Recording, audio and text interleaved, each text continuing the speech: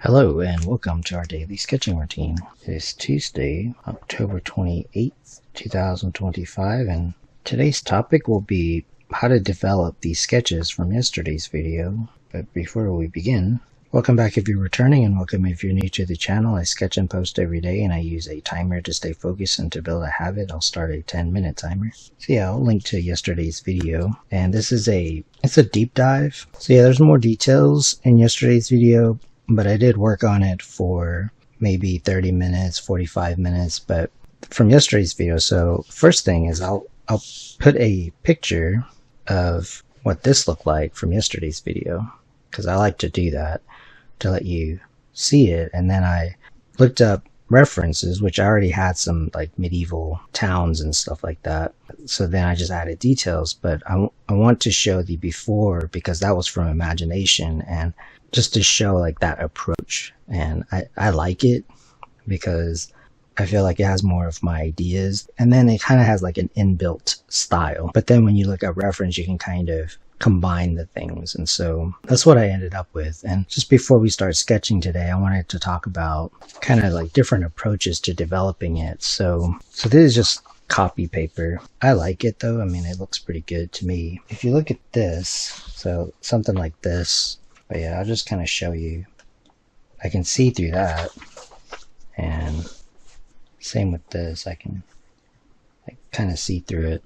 I mean, that's just for convenience, and that's just kind of like what I'm doing. But that to me is going a little too detailed for if I'm gonna do the other thing, or because I can't really see it. So I could still see this one, and so that's how I ended up with something like this. Again, this is just it's an experiment. It's also like an approach, but I kind of want to do the comics I have in mind like on this paper, but this would be drawing over this. Now if I were to develop this one, it would be kind of like this, but the original idea was from here. And so you'll see that like obviously I'm not going to redraw that, and so this has a lot more detail, but it also looks a little bit more sketchy or like rougher, which isn't terrible. I mean, it's not bad, but it is a look. But for today's video, so yeah, I just wanted to share that. I might do this deep dive isn't about comics, but you can see that it sort of looks like a comic. So I did the same thing with this. But what I was saying was that, so what I ended up actually doing, because I like you really can't see through that because it's too much detail. I don't have a light box right now, so I use my laptop as my light box because you can lay it flat, like it's a ThinkPad with a swivel screen thing. I made a video about it was a dumpster dive laptop, but I refurbished it. Yeah, I was able to kind of see like using that method. So if you have a light box, I mean, just different options. So what I'm going to do today is there's different ways of developing. You could grid this out. It's not a bad idea. I'll just do that real quick. So I'm going to go like this. Just create a grid.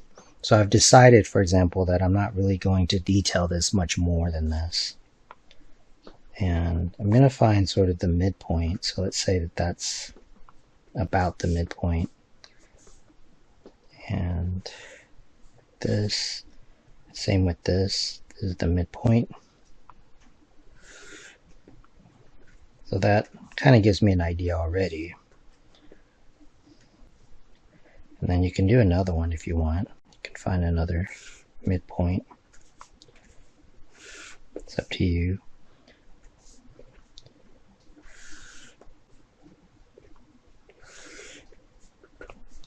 And that's just to kind of help out. You just kind of have to make a decision, like if you're going to sketch something, not to spend too much time trying to detail it. There's not really any point. So with that said, I'm going to sketch, and so the idea behind this is that, let's say I sketch something out and I want to have a bigger version of it. This is one way of doing that. There's a lot of different ways, and then what I would do is, like I was saying, you could redraw it. So let's say you wanted to have a panel that's bigger, kind of like this. And if I know that I'm going to redraw it anyway, I'm not going to spend too much time trying to detail it. But I think this demo right here will help to sort of, because once you get this far, like for example, in yesterday's video, I wasn't 100% sure what the perspective was. Plus I was also kind of designing the buildings and stuff and the composition. But now that I have something, and also I have this like cleaned up version of it here, I mean, I pretty much have an idea of what the perspective is. And what's nice about like doing the way that I did it, which is from imagination, but then just kind of using stuff to like add detail, like reference. The nice thing about that is because if I look at a photo, I'm not going to know exactly what the perspective is. I would have to spend time deconstructing the reference, which is kind of like taking a song, someone else's song, and trying to deconstruct what they did, which is really not that fun. That's like engineering or something, versus just knowing how to play and sing and write music and then just do that. So that's kind of what this is, where I can already do the perspective because I'm the one who set up the perspective. So just an example would be, and I'm going to be pretty sketchy here because the idea is that I'm going to redraw this. Like, it's not going to be like the final.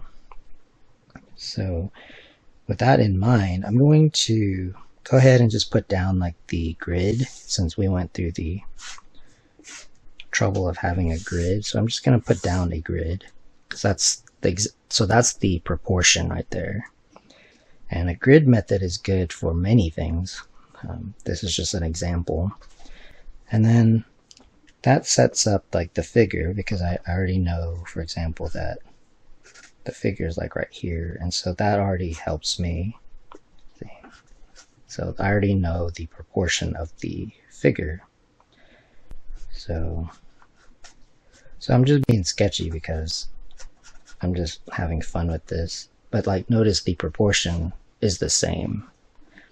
And you can just, the grid helps with that. You could have eyeballed it. If I didn't do the grid thing and eyeballed it, I'd be a lot even more like loose with it. So that's one way to just kind of get the proportions correct. The other thing is, I wanted to talk about like the perspective part of it. So notice like right here, this part is actually over here somewhere.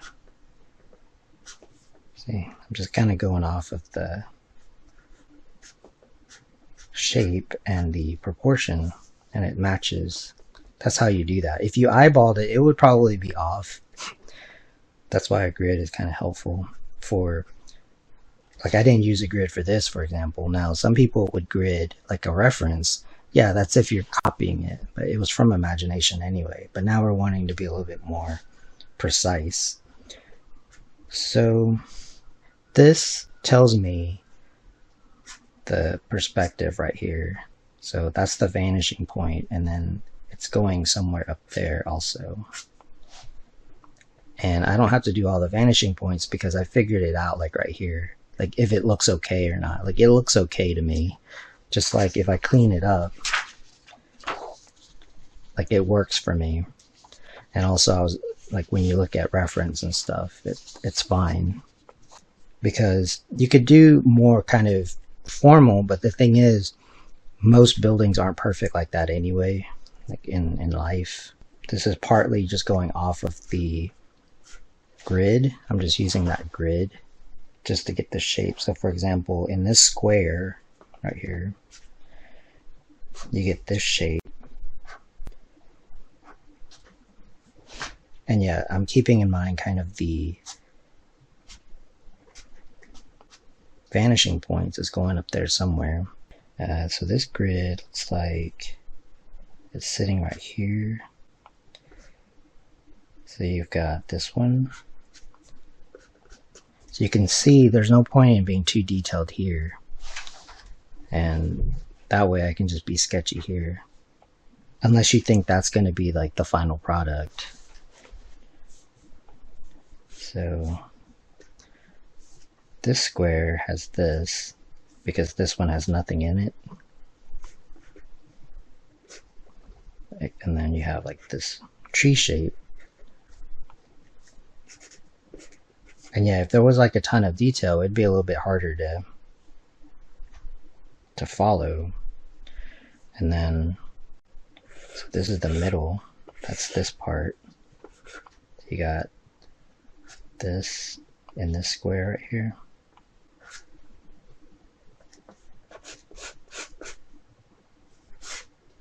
So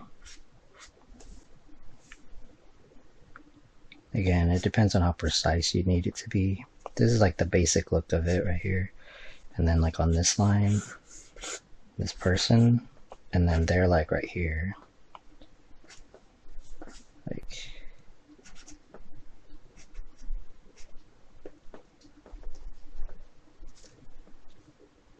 and then yeah, like I wouldn't shade all of this. I mean, that kind of gives me an idea already. So going back to the idea of the perspective, I'll just kind of wrap this up. So this is basically this vanishing point right here. And then this shows at all the vanishing points. Let me put let's say I put a box right here, like another window. You could do this. And like it's going to that one. And then this kind of has like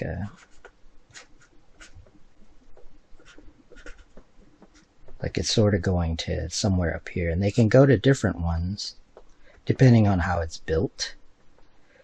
You can even go like this. So, as a matter of fact,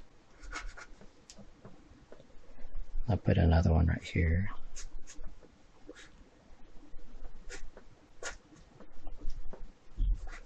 That's just to get the shadows looking correct. Because they're gonna go with, so there's the horizon's down here. And I just got that off of this because that's what I drew, so. And the person is just eyeballed in there like so that's just kind of how to take this and make it a little bit more, make like a bigger version of it, just using the grid as a guide. And yeah, I mean, it takes some practice, but it's not too difficult. So this square right here has this thing. So let's put this in a perspective. So it's kind of like this. And like the closer it gets to the horizon, the more sort of not in perspective it is, like the more or less distorted it is. So kind of like this.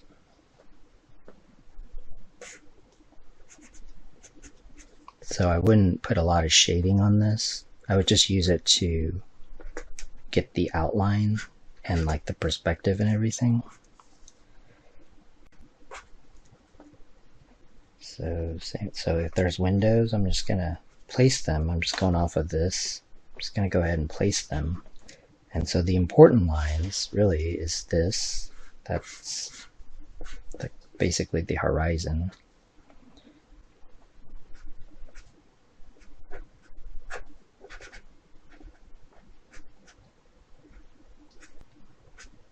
Kind of like this. And then yeah, you could light box it. You could just trace over it. But one thing that you could do is, if you really just need the outline, you could always do more of an outline this way.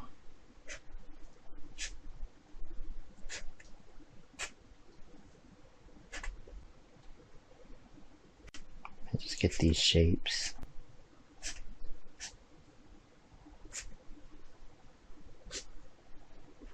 Same with this.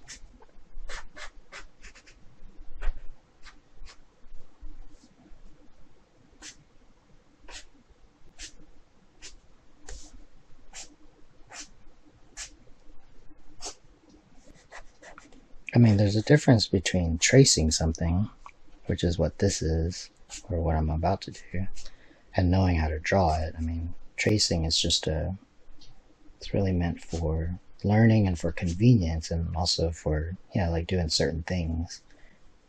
But it's not going to teach you how to draw it. But it can help. So let's say that I have kind of like this. Again, you could do this. I mean, this is how you get it's also another way to check the look of it. Like right here. Again, I mean, this is for illustration and comic book and also world building. Once I do that, let's pretend that this is the final page that I'm going to work on, like kind of like this page, but I'm making this into a comic. If I'm here, then I'm going to like think a little bit more about the finish because I already have the drawing.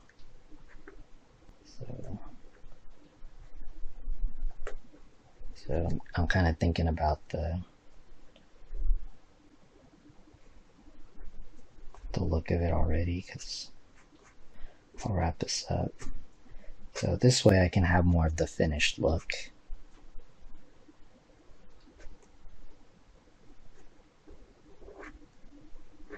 Kind of like this.